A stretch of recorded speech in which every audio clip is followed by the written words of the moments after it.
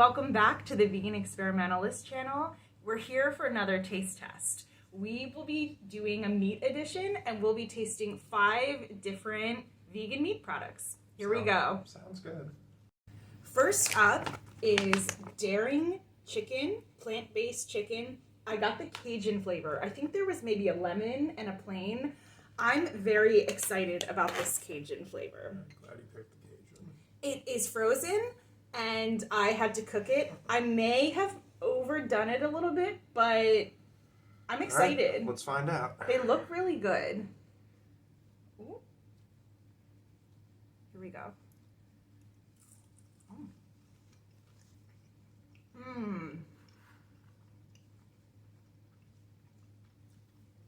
The flavor is so good. I cooked it in too much oil and made it maybe a little too crispy, but this flavor is so good. What is it seasoned with? It says paprika, chili, cumin, chili powder, oregano, thyme, pepper, lemon peel, onion, and garlic. I enjoy this a lot. A little bit in the back of my throat, spiciness. Yeah, I would say it's not all that spicy in my opinion. I do like the taste. The flavoring's really good. Does it have the texture of chicken? I mean, not really, but it tastes good. So, you know, whatever.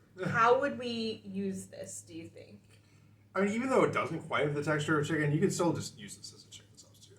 I think it would be fine. It's just like the protein on a dish. I mean, maybe not the Cajun flavor, but maybe with one of the other flavors, you can just do like basic chicken dishes, you know, like chicken parmesan or something, or they're small. stir. Maybe they're small pieces though.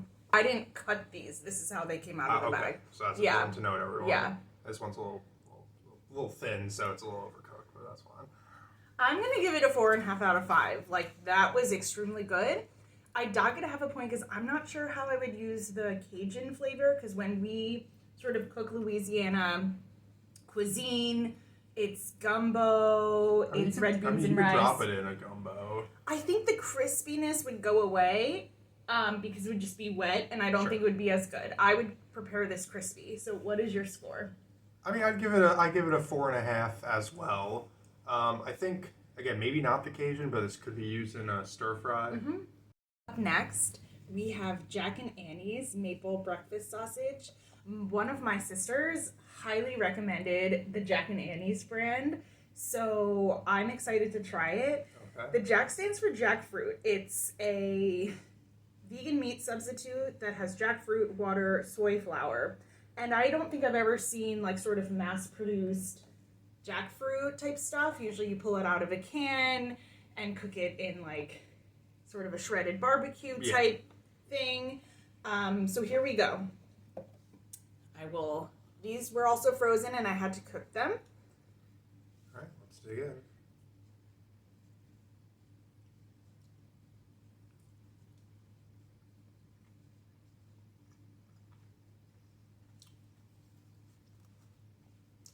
Definitely a maple flavor. The texture is throwing me a little bit. It's very like kind of like smushed. Like it'll hold its shape if you deform it. But at the same time it is very meat like. It's not quite like the other meat substitutes, but like the fact that this is jackfruit, which is usually shredded, is very strange. The maple kind of gives it a little bit of a sticky texture if you're eating it with your hands, which you're probably not.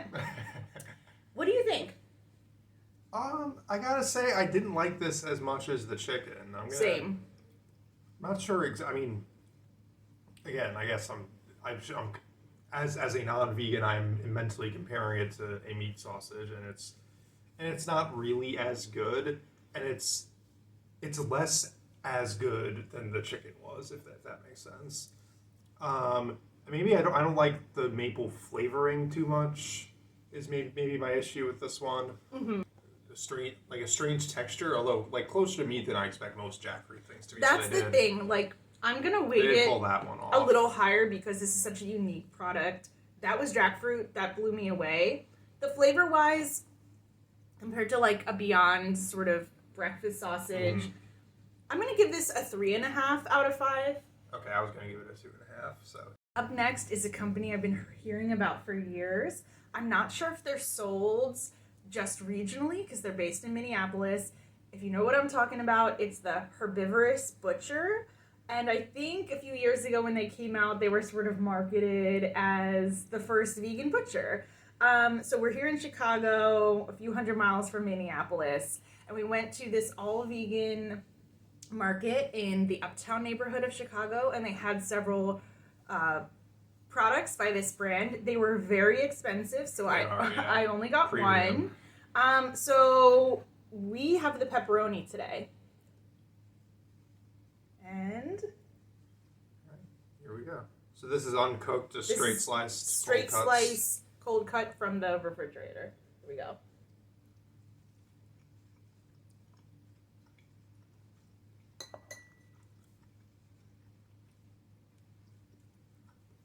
There's a sweetness coming through. Okay. Wheat gluten, tomato juice is the second ingredient. Maybe that's a sweetness. Tomato paste. Yeah, definitely tastes a lot of tomato.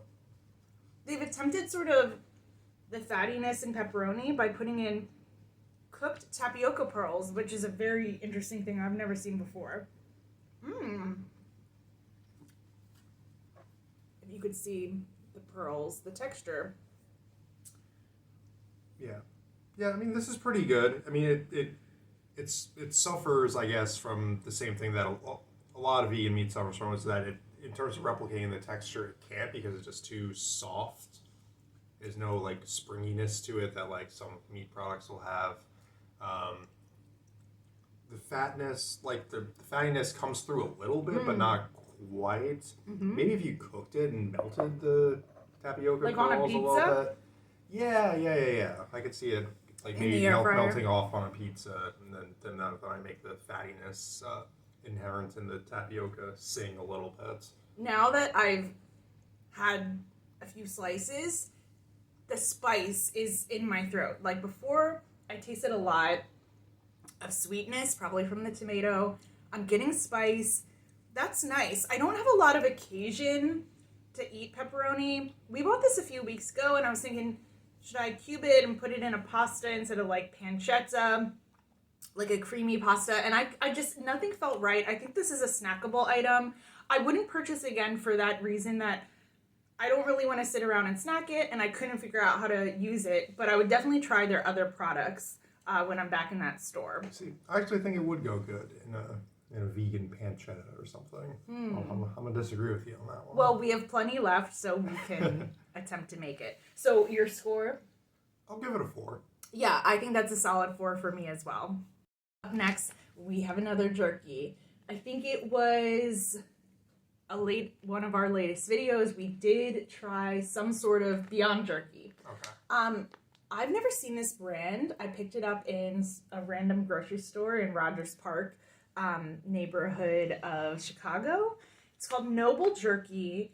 It says it's a product of Taiwan, and I think I have had Taiwanese jerky. And it's imported and distributed from BC, Canada. So this is Chipotle flavor, although it's soy protein, sugar, black bean sauce. There is no Chipotle in here. The smell is very interesting. I would say pasta sauce? What does that smell like? It's not appealing to me associated with jerky, I'll tell you that. So again, there's sugar, black bean sauce made of black beans, salt, water. Then there's tomato paste, rice, vinegar, and spices. No Chipotle to be found. Okay.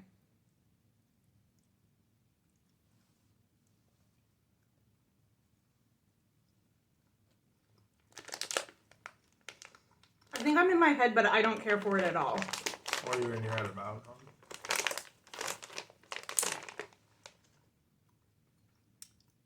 Like, the way the flavoring is sitting on here, it's kind of like wet, powdery. And so that hit my tongue first. I was like, that's not an appealing texture.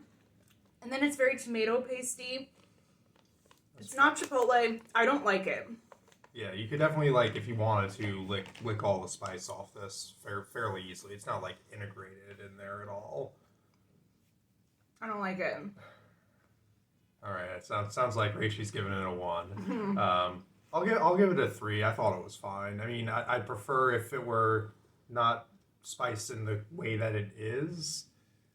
It should be kind of like dry spiced, I feel like, and maybe the spice should be actually like integrated into the fake meat or whatever instead of just kind of plopped on there. I don't like it at all. Like, the taste in my mouth, I'm just... All right, let's palate cleanse that with your water, Rachel. Yeah, 0.5. It doesn't even make a 1. It doesn't. What's your... You I gave gave it a 3. All right. I'm being generous, just to counterbalance. Yeah, I think when I read an ingredient and it's a Chipotle flavor and it's not in there, that already has me on guard. So maybe I didn't get a fair chance, but I didn't like it enough to take another single bite. Like, there's another one sitting in front of me and I'm not going to touch it. So hopefully you can finish this bag. Last up is this Boomerang's pie. It's an Australian pastry pie with Beyond Meat, beef, and potato. It's not labeled vegan anywhere, although I read the ingredients, and when it says things about flavoring, it always says plant-derived, so this seems vegan to me. I cooked it in the air fryer for 25 minutes, and here it is. You could have also cooked it in the microwave, but I bet it wouldn't have that sort of crisp pastry crust. All right, we're back with it portioned out. You can kind of see that pastry crust and the filling. All right. Cheers. Here we go.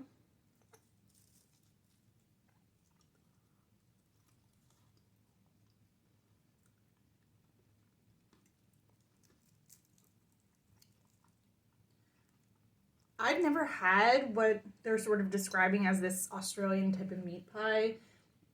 I've had like a vegan chicken pot pie, which has the pastry crust. For me, a pastry crust is rich, and I'd almost rather it just be a layer of mashed potatoes like a shepherd's pie. Yeah, pastry crust is never my favorite, but what do you think? I think it's pretty good. I think it's just, basically it's just at least as far as I can taste, a potato, lentil, onion pie. No. I don't know, is it not lentils? It tastes like lentils Beyond to beef. me. Really? Yeah, Wow. It's not lentils. Okay, I've been fooled. But that's what it tastes like to me anyway. Let me taste. Let's taste the meat.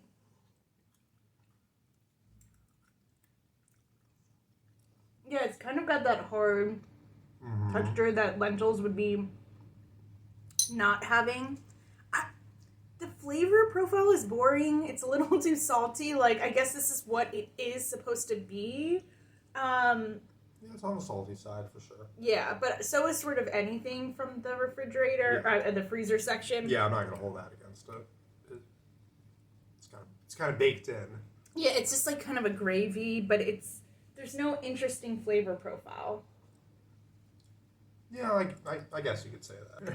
Yeah, it needs a side salad with a good vinaigrette because it's rich. I think I'm missing like vegetables in here because my mind is going chicken pot pie. So I'm missing like peas or carrots, even onions. There's nothing. It is literally gravy, potatoes, and meat. If that's your thing, you'll enjoy this a lot.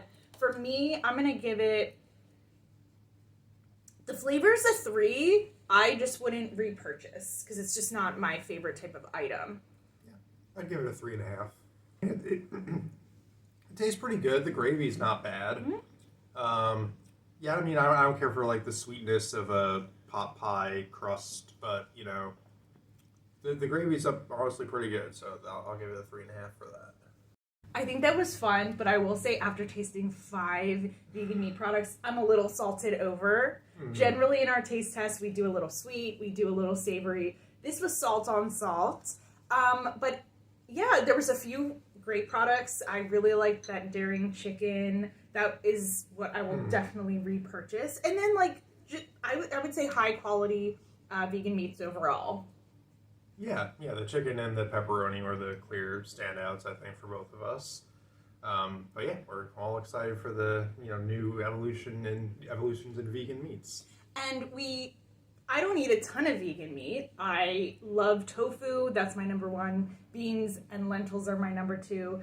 Only on occasion am I eating vegan meat, but I enjoyed this a lot, and thanks for watching. All right, thanks everyone. Bye. Bye.